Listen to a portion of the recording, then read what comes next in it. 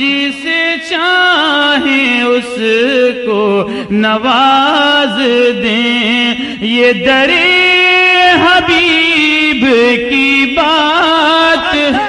میں اس دفعہ ابھی عمرے پہ گیا، پر 4-5-7 دن پہلے آیا ہوں۔ ایک دوسرے کو برا نہ کہا کرو، آخری میری بات تو میرے دوستو، کسی کو برا نہ کہا کرو۔ کوئی کسی دیوبندی کسی بریلوی کو کچھ نہ کہے، کوئی بریلوی دیوبندی کو کچھ نہ کہے، کوئی بابی سنی کو نہ کہے، سنی بابی۔ میں یقین کرو، میں نے روضہ مبارک پہ کھڑے ہو کے درود پڑھا، میں نے روضے پہ کھڑا ہو کے درود پڑھا۔ کتنا درود پڑھتا ہوں میں، کتنی دفعہ پڑھا ہے، کتنی دفعہ سلام کیا ہے، اللہ مجھے کئی دفعہ لے گیا اپنے فضل سے۔ اس دفعہ میں نے درود پڑھا، مصطفیٰ جان رحمت پہ لاکھوں سلام، شمع بزم ہدایت پہ لاکھوں سلام، وہ سہانی گھڑی جس سہانی گھڑی چمکا طیبہ کا چاند، اس دل افروز سعد پہ لاکھوں سلام۔ میں نے جو وہاں کھڑا ہو کے یہ درود پڑھا، خدا کی قسم جو میری کیفیت بنی اس وقت، کبھی نہیں بنی ایسی کیفیت جو مجھے پڑی۔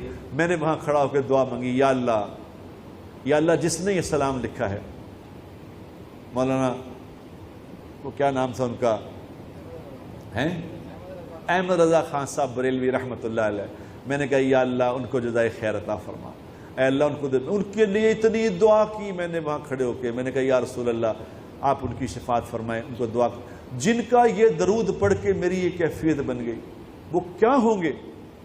ایک دوسرے کو برا کہنا یہ مناسب، پتہ نہیں اللہ کے نزدیک کون اللہ والا ہے کون۔ اس طرح نہ کریں، جو جس فرقے پہ اس فرقے پہ رہو، جس نے جس کو جو دیوبندی ہو دیوبندی رہے، بریلوی رہے، لیکن دوسروں کا نہ برا کرو۔ اللہ کے ہاں پتہ نہیں کس کا مقام ہے، تو میں نے بھائی ان کے لیے اللہ، میں اب بھی ان کو دعا کرتا ہوں، اللہ ان کو جزائے خیر۔ کچھ تھا ان کی اس بات میں کہ دل، اب جا کے پڑھ کے دیکھنا کہ کیا کیفیت بنتی ہے انشاءاللہ تعالی۔ تو اللہ کے نبی کے درود پڑھ کے ایک کیفیت بنتی ہے، تو زندگی سیکھ کے کیا بنے گی میرے دوست؟ تو زندگی سیکھو۔ آج کا میرا ایک ہی پیغام ہے آپ سے کہ حضور والی زندگی سیکھو خدا کے لیے۔ امام احمد رضا خان بریلوی کے بارے میں کسی نے مجھے کوئی عبارت لا کے دی، اس میں نبی صلی اللہ علیہ وسلم کی گستاخی کا پہلو تھا۔ میں نے کہا امام احمد رضا سے ہمارے ہزاروں اختلافات ہو سکتے ہیں، مگر میں یہ مانتا ہوں کہ امام احمد رضا محمد صلی اللہ علیہ وسلم کی گستاخی نہیں کرتے تھے، یہ میں مانتا ہوں۔ اتنا شعور اس وقت کے مسلمانوں میں، اتنے شعور لیس ہو جائیں، شعور سے عاری ہو جائیں کہ نبی کی گستاخیاں شروع کر دیں، میں نے کہا ایسا نہیں۔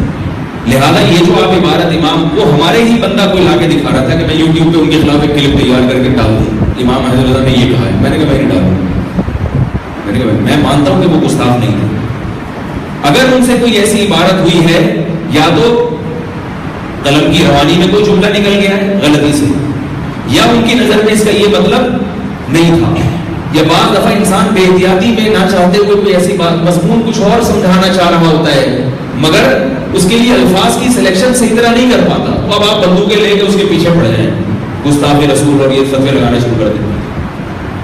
تو بھائی کسی کی بات کے دو مطلب نکلتے ہوں، اور خاص طور پہ بزرگوں کی باتوں کے، تو آپ کو ان کو صحیح محمل دینے کی ضرورت ہے، ان کے خلاف کلپ تیار کر کر کے مارکیٹ میں لانے کی ضرورت نہیں ہے۔ تھانوی رحمۃ اللہ علیہ کی مجلس میں کسی نے کہہ دیا احمد رضا خان بریلوی، تو ناراض ہو گئے، میں اتنے بڑے عالم کا نام اتنی بے ادبی سے لیتے ہو، تم حضرت مولانا احمد رضا صاحب نہیں کہہ سکتے؟ اچھا، یہ قول کا ترجمہ مختلف علماء نے مختلف کیا ہے۔ کسی نے ترجمہ کیا ہے آپ کہہ دیجئے، کسی نے ترجمہ کیا آپ فرما دیجئے، سب سے بیسٹ ترجمہ کیا ہے امام احمد رضا بریلوی صاحب نے، المتوفا 1340 ہجری، آج چل رہی ہے 1440 ہجری، یہ پچھلے دنوں ان کا 100 سالہ وہ برسی بھی منائی گئی ہے، جشن اعلیٰ حضرت۔ تو اعلیٰ حضرت کا جو ترجمہ ہے نا، انہوں نے قل کا ترجمہ اگر اعلیٰ حضرت نے نہ کیا ہوتا، کسی اور نے کیا ہوتا نا، تو اس پہ 295 سی لگ چکی ہوتی ہے ابھی تک۔ یعنی ہماری جو ڈاکٹرائن ہے نا، جو یہاں پہ یعنی لوگوں کو سیلف میڈ بتائی گئی ہے، اس کے اعتبار سے انتہائی گستاخانہ ترجمہ ہے، لیکن قرآن حکیم کی ٹرمنالوجی میں بالکل فٹ ترجمہ ہے۔ انہوں نے قل کا ترجمہ کیا ہے تم فرماؤ، اے نبی تم فرماؤ، اور ان کا موقف یہ تھا کہ جب اللہ اپنے نبی سے گفتگو کرے گا تو آپ نہیں کہے گا، خالق اور مخلوق کا فرق ہے، وہ تم کہے گا۔ تم کے اندر اپنائیت بھی زیادہ ہے اور وہ رسپیکٹ والا ایشو بھی نہیں ہوگا. ظاہر خالق مخلوق سے آپ کہہ کے تو بات نہیں کرے گا, تم ہی کہہ کے کرے گا. تم میں محبوبیت بھی جھلکتی ہے اور وہ والی فرینکنس والا چیز بھی جھلکتی ہے, پلس یہ خالق اور مخلوق کا فرق رہے گا. اور تم کہہ دو نہیں ہے, کیونکہ جب آپ صلی اللہ علیہ وآلہ وسلم اللہ کے پیغام کو آگے پہنچائیں گے تو وہ فرما رہے ہوں گے, چاہے وہ غیر مسلموں سے کہہ رہے ہوں چاہے مسلمانوں سے, وہ کہہ نہیں رہے ہوں گے کیونکہ باقی مخلوق تو ساری ان سے نیچے ہے نا. تو کتنا زبردست ترجمہ ہے. تم فرماؤ, قل, تم فرماؤ, قل هو اللہ احد, تم فرماؤ کہ اللہ ایک ہے. تو یہ سب سے بیسٹ ترجمہ ہے.